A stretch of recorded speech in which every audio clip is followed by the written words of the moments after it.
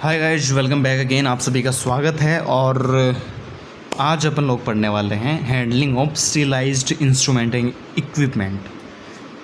किसकी हैंडलिंग करनी है अपने को? स्टीलाइज्ड इंस्ट्रूमेंट की और इक्विपमेंट की। समझ रहे हो? मतलब जो अपन लेके आ चुके हैं, जो लॉन्ड्री डिपार्टमेंट के अलावा जो स्टीलाइज्ड डिपार्टमेंट है ना। लॉन्ड्री डिपार्टमेंट तो चलो क्लीनर वगैरह क्लीनिंग का काम करता है, उनको धोने का काम करता है। फिर उसके बाद में वो भी स्टेलाइज करते हैं, डिसइंफेक्टेंट वगैरह करते हैं, पर वो काम अलग है। यहाँ पे इक्विपमेंट वाला, ऑटोक्लेविंग वाला जो स्टेलाइजेशन डिपार्टमेंट है वो अलग करता है ना। ये अलग बना होता है हॉस्पिटल के अंदर। तो वो जो स्टेलाइज्ड इक्विपमेंट है, इंस्ट्रूमेंट है, जिनके ऊपर सारे के सारे बैक्टीरिया वगैरह मार दिए जा चुके हैं, जो सर्जरी में यूज होने वाले हैं, अभी जो नए एकदम फ्रेश हैं, सर्जरी के लिए तैयार हैं बिल्कुल, उनकी हैंडलिंग कैसे करनी है, उन इंस्ट्रूमेंट की हैंडलिंग अपने को कैसे करनी है, मतलब किस टाइप से हैंडल करना उनको, तो वो इस टॉपिक में अपन पढ़ने वाले हैं। और पीछे क्लास अपन ने हॉस्पिटल एक्वायर्ड डिजीज़ की देखी थी, नोज़ोकोमियल इन्फेक्शन बोलते हैं, तो वो आप ले लेना, क्लास प्लेलिस्ट वगैरह में है वो। ठीक है, नोट्स वगैरह चाहिए तो व्हाट्सएप पे कांटेक्ट करना, PDF दे दूंगा मैं आपको। चलो जी, स्टेराइल इंस्ट्रूमेंट्स एंड इक्विपमेंट को trend, qualified and health care professional द्वारा ही हैंडल किया जाना चाहिए। जो इंस्ट्रूमेंट्स स्टेलाइज किए जा चुके हैं, है ना, या इक्विपमेंट को, उनको ट्रेंड मतलब उस चीज़ में ट्रेनिंग अगर किसी इंसान को है, वो क्वालिफाइड मतलब उसने पढ़ाई कर रखी है, उसकी क्वालिफाई उस चीज़ के लिए वो, एंड हेल्थ केयर प्रोफेशनल, जैसे अपन स्टाफ वगैरह पैरामेडिकल स्टाफ देख रहा है या फिर और कोई है हेल्थ केयर वर्कर है, उनके द्वारा ही हैंडल किया जाना चाहिए। ऐसा नहीं कि किसी थर्ड पर्सन को बुला लिया, वार्ड बॉय कर रहा तो वार्ड बॉय कैसे कर देगा उस चीज़ को। तो ये चीज़ें किसके द्वारा करवानी चाहिए वो आपको मैंने अभी बताया। देखो, क्लीनिंग एंड डिसइंफेक्शन प्रोसेस के लिए हेल्थ केयर प्रोवाइडर जो है मैन्युफैक्चरर द्वारा इशू करेगी इंस्ट्रक्शन को फॉलो करेगा। क्लीनिंग यानी साफ़ करने के लिए, और डिसइंफेक्शन मतलब जिसके बैक्टीरिया वगैरह मारने के लिए। इस प्रोसेस के लिए हेल्थ केयर प्रोवाइडर मतलब जो ट्रेनिंग ले रखी है, जिसने अभी ऊपर बताया था ना, जिस बंदे ने, वो क्या करेगा? मैन्युफैक्चरर कौन होता है? इन इक्विपमेंट को बनाने वाला इंसान ना, जो कंपनी बनाती है, वो उसको बताती है कि इनको साफ़ कैसे करना, स्टेलाइज कैसे करना। वो एक मैनुअल होता है, उसके अंदर लिख के देती हो कि इतने टाइम तक बॉईल करना है, इतने टाइम तक ऑटोक्लेविंग करनी है, वो सब चीज़ें लिखी होती है उसके अंदर, इतने टाइम तक डिसइंफेक्टेंट करना। तो वो मैन्युफैक्चरर मतलब उसको निर्माण करने वाला है, वो इशू करेगा इस चीज़ को, वो बताएगा इंस्ट्रक्शन कि कैसे कैसे करना है। तो उन चीज़ों को अपने को फॉलो करना चाहिए, है ना। किसके लिए? क्लीनिंग एंड डिसइंफेक्शन प्रोसेस के लिए। और कौन करेगा? ये हेल्थ केयर प्रोवाइडर फॉलो करेगा इस चीज़ को। फिर है तो क्वालिफाइड इंसान करेगा, और ये मैन्युफैक्चर वाला ध्यान रखना। दो तो बता दिए अपने। फिर थर्ड, क्लीनिंग प्रोसेस की during steel wool, wire brushes, hot water and hazardous chemical का यूज़ नहीं किया जाए। स्टील वूल देखा है, जो बर्तन साफ करने वाले होता है ना, वो जाली सी आती है, तो उसका इस टाइप की एक जाली आती है, उसका यूज़ नहीं करना अपने को। क्यों? क्योंकि खरोच हो सकती है, और खरोच हो जाएगी तो उसके अंदर बैक्टीरिया रह सकता है ना। उसकी सरफेस बिल्कुल स्मूथ होनी चाहिए उस इक्विपमेंट टूल की, तभी वो अच्छे से साफ़ हो पाएगा, डिसइंफेक्टेंट हो पाएगा, स्टेलाइजेशन हो पाएगा उसका। इसलिए बोल रहा कि वो स्टील वूल काम में नहीं लेना, वायर वाला ब्रशेस काम में नहीं लेना, जिसके वायर हैं, मेटल के वायर बने, वो ब्रश नहीं लेना। गर्म पानी, बिल्कुल उबलता पानी यूज़ कर रहे हैं, नहीं करना ऐसा। हजार्डस केमिकल हैं, जो केमिकल जो सरफेस को ख़राब कर सकते हैं, ऐसे केमिकल यूज़ नहीं करने हैं। ये अपने को थर्ड में ध्यान रखना है। चौथा, क्लीनिंग प्रोसेस के बाद ऑल इंस्ट्रूमेंट को प्रॉपरली लुब्रिकेट किया जाए। भाई जैसे कई बार क्या होता है कि इस टाइप का जो, जैसे सीजर ही मान लो आप, है ना, सीजर है, ये कैंची है अपनी, ये कैंची है, तो यहाँ पे इसके छोटा सा वो लगा होता है ना, क्या बोलते हैं, बोल्ट लगा होता है, तो ये क्या आते हैं, ऊपर नीचे होती है ऐसे, है ना, इसको बंद खोला जा सकता है, तो ये इसी की वजह से। तो ये हिंज हो गया इसका, और इस हिंज के ऊपर अपने को प्रॉपर इसको खोलने बंद करने के लिए लुब्रिकेशन लगाना पड़ेगा। जैसे गाड़ी में ग्रीस वगैरह लगाते हैं, वैसे यहाँ पे भी सर्जिकल लुब्रिकेशन होता है, उसका यूज़ करते हैं। ठीक है, तो ये अपने को करना ज़रूरी, इसने बोला है। किसके बाद में करना? क्लीनिंग और डिसइंफेक्शन के बाद में करना है ये।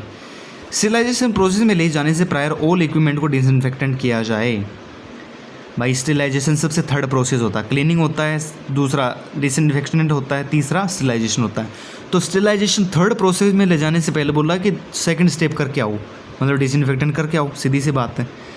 पांचवा पॉइंट है, स्टेलाइजेशन प्रोसेस से prior old damaged and dulled edge instrument को रिमूव किया जाए। डल्ड, DULLED, डल्ड एज, समझ रहे हो, मतलब जो पुराने हो चुके हैं, डैमेज हो चुके हैं, उन सब को बाहर निकाल लेना है स्टेलाइजेशन करने से पहले। उनको नहीं करना अपने को स्टेलाइजेशन उनका। छठा है लूज इंस्ट्रूमेंट को स्टीराइल ट्रे से रिमूव किया जाए। स्टीराइल ट्रे जो होती है ना, पूरी ये ट्रे बना रखी है अपन ने, इसके अंदर इक्विपमेंट है, एक ये है, एक ये है, एक ये है, एक ये है, एक ये, ऐसे करके बहुत सारे इक्विपमेंट पड़े हैं। अब लूज इंस्ट्रूमेंट का मतलब ये है कि जैसे कोई हिंज वगैरह, कैंची वगैरह थी, सीजर थी, वो लूज अगर हो रखी है तो उसको निकालना पड़ेगा ना, उसका नट खुल सकता है कभी भी, है ना। इस टाइप से इनको हटा देंगे एक एक करके, जो डैमेज है उनको हटा देंगे, जो डल्ड है पुराने उसके उनको हटा देंगे, तो जो मेन अच्छे अच्छे वो बच जाएंगे अपने। सातवां है health care provider sharp reusable instrument को सेपरेट कंटेनर में प्लेस करे। रीयूजेबल का मतलब वापस यूज़ किए जाने वाले, तो वापस यूज़ किए जाने वाले इंस्ट्रूमेंट को अपने को अलग से कंटेनर में रखना है भाई, ठीक है। ये कंटेनर नॉर्मल इक्विपमेंट के लिए, छोटा सा कंटेनर हो सकता है कि जो शार्प हैं, जो लग सकते हैं, पेशेंट को, हेल्थ केयर प्रोवाइडर को नुकसान पहुंचा सकते हैं, हजार्डस हो सकते हैं, उनको अलग कंटेनर में रखना है, और नॉर्मल वगैरह हैं जो इसमें रह जाएंगे। तो कहने का मतलब ये हो गया। आठवां है हेल्थ केयर प्रोवाइडर प्लेस करे हैवियर आइटम को कहाँ पे, बॉटम में। जो भारी हैं, जो इक्विपमेंट भारी हैं, उनको सबको कहाँ रखना है, बॉटम में, नीचे रखना है। एंड लाइटर जो हल्के हैं इंस्ट्रूमेंट को टॉप पे प्लेस किया जाए। तो ये काम कौन करेगा, हेल्थ केयर प्रोवाइडर करने वाला है कि भाई जो भारी इक्विपमेंट है सबको, इंस्ट्रूमेंट को नीचे रख दिया, और टॉप पे किसको रख दिया, लाइटर इंस्ट्रूमेंट को। Health care provider defective instrument को स्टीराइल ट्रे से रिमूव करे। डिफेक्टिव, डैमेज्ड, डिफेक्टिव, डल्ड, तीनों एक टाइप की चीज़ें हो जाती हैं। डिफेक्टिव में तो जो काम नहीं कर सकता, सीधी सी बात है, तो वो काम नहीं करने वाला इक्विपमेंट क्या काम का, अपना स्टीराइल ट्रे से बाहर निकालो उसको। स्टीलाइजेशन प्रोसेस के बाद में health care professional sterile gloves wear करें। भाई स्टीलाइजेशन हो चुका कंप्लीट, अब अपने को स्टीलाइज ग्लव्स पहनने जो आते हैं ना सर्जरी करने वाले, तो उस टाइप के ग्लव्स अपने को पहनने हैं जिसके अंदर कोई इन्फेक्शन वगैरह नहीं लगा होना चाहिए। And also clothing during handling of sterilised instrument या इक्विपमेंट। तो कपड़े भी ऐसे पहनने हैं जो एकदम क्लीन हो, हाइजीन प्रॉपर हो, उसके अंदर स्टीलाइज कपड़े होने चाहिए ना, वो क्लोथिंग पहननी है और ग्लव्स ज़रूर वियर करने हैं। उसके बाद में ही ये इंस्ट्रूमेंट को क्या करना है, स्टीलाइज इंस्ट्रूमेंट को हैंडल करना है। ऑल स्टीलाइज्ड इंस्ट्रूमेंट एंड इक्विपमेंट को properly labelled leak proof container में स्टोर किया जाए। सारे के सारे स्टीराइल इंस्ट्रूमेंट एंड इक्विपमेंट को प्रॉपरली लेबल्ड, लेबल का मतलब उसके ऊपर चिपका होना चाहिए कि ये किस चीज़ का कंटेनर है भाई, तो उसके ऊपर लिखेंगे स्टेलाइज्ड इक्विपमेंट्स, तो लिख देंगे तो समझ जाएगा, कोई दूसरा हेल्थ केयर प्रोवाइडर आके उसको उठाने की कोशिश करेगा तो उसको पता चल जाएगा भाई इसके अंदर क्या चीज़ है। तो इसलिए बोल रहा है कि सारे के सारे स्टेलाइज इंस्ट्रूमेंट इक्विपमेंट को properly labelled, leak proof, leak नहीं होना चाहिए, नमी वगैरह नहीं आनी चाहिए, ऐसे कंटेनर के अंदर स्टोर करना है। तो ये काम करना है। ये कब हो रहा है, स्टेलाइजेशन करने के बाद की सारी प्रोसेस है। उससे पहले तो अपन ने बता दिया कैसे कैसे हैंडल करना है, क्या क्या करना है। ऑल स्टेलाइज इक्विपमेंट को हैंडल करने से पहले कंप्लीटली ठंडा किया जाए, कूल किया जाए, ताकि मॉइस्चर को रिमूव किया जा सके। नमी को निकालने के लिए उसको ठंडा करना पड़ेगा। तो सारे के सारे स्टेलाइज इक्विपमेंट को हैंडल करने, मतलब उठाने, इधर उधर रखने से पहले कूल करना कम्प्लीटली, ताकि नमी बाहर निकल जाए। स्टीराइज इक्विपमेंट एंड इंस्ट्रूमेंट को हैंड से टच नहीं किया जाए भाई, क्योंकि हैंड के अंदर कंटामिनेट हो सकते हैं। इसने बोला स्किन मेजर सोर्स होती है माइक्रो ऑर्गेनिज्म के स्प्रेड होने की, यानी जो अपनी चमड़ी होती है हाथ की, मान लो कहीं मान लो, तो वो स्किन जो है वो मेजर सबसे बड़ा सोर्स होती है बैक्टीरिया, माइक्रो ऑर्गेनिज्म को फैलाने के लिए, स्प्रेड करने के लिए। इसलिए उसको हाथों से, खुले हाथों से टच नहीं करना। सर्जिकल ग्लव्स या फिर स्टीराइल ग्लव्स पहनने। During handling of sterilised equipment professional must wear के ग्लव्स, वही बात है, ग्लव्स तो बता ही दिया मैंने, ठीक है। स्टीराइल इक्विपमेंट अगर फ्लोर पर गिर जाए, ड्रॉप हो जाए, देन उसको यूज़ नहीं करना है, उसको रीप्रोसेस के लिए सेंड किया जाए।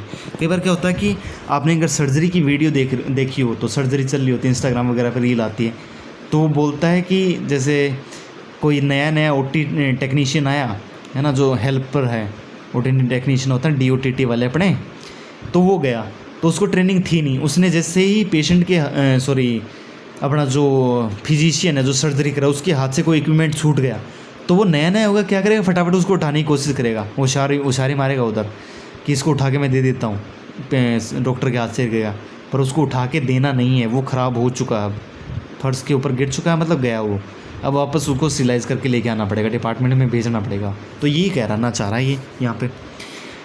स्टीराइल इक्विपमेंट को फ्लोर के नियर स्टोर नहीं किया जाए भाई, जो फ्लोर के टच वाले एरिया में नहीं करना, कम से कम थोड़ी बहुत 3-4 फीट की तो हाइट होनी चाहिए फ्लोर से।